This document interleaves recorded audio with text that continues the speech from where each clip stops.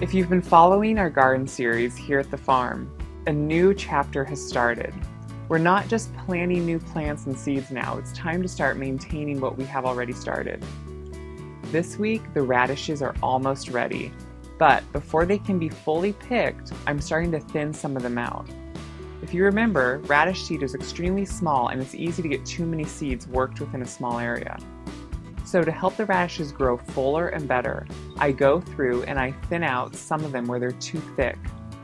This is kind of something you just need to learn by tricks of the trade and see what works for you by trial and error. Go through and see where it looks way too thick, like there's too many coming up right beside each other, and just pluck a few out. This will allow the ones that are left to grow bigger and be a little bit healthier. If you have them jammed so small in a tight area, they really will all produce kind of a small and not that great of radish. It's also time to start picking some of the radish that are ready. The French breakfast radish is ready, and I am so excited for this variety. They're simple with a clean, crisp taste. Just go through and look for the ones that seem like the size to eat. You can't really go wrong with this. If you pick them too small, they're just bite-sized. If you let them get too big, they can get a little woody and be stalk-like, and that means they've gone too far. Go through and just pull them from the ground, trying not to disturb the others that are left. As you pick them, the others will be able to keep growing. After you pick them, you do not want to leave them with their roots and leaves attached for too long, or they will get limp.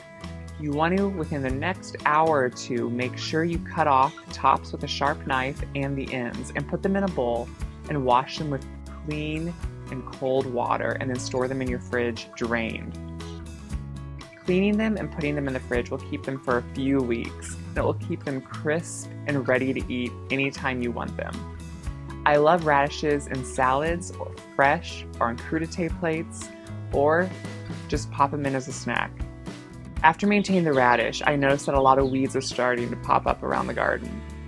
Weeding always sounds like a dreaded job, but if you stay on top of it and make sure to weed every few days, it really isn't that big of a job.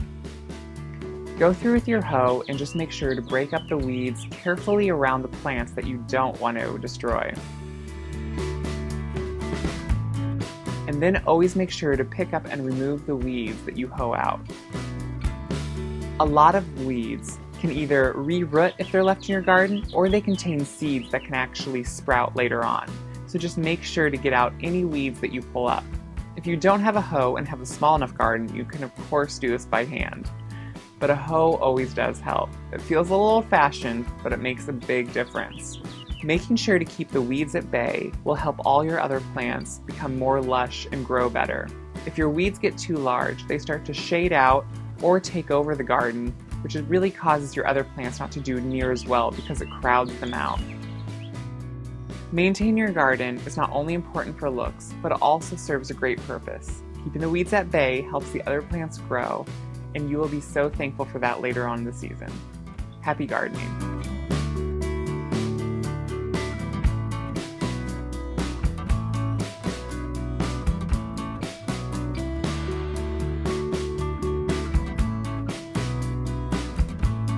Thanks for watching our video on gardening.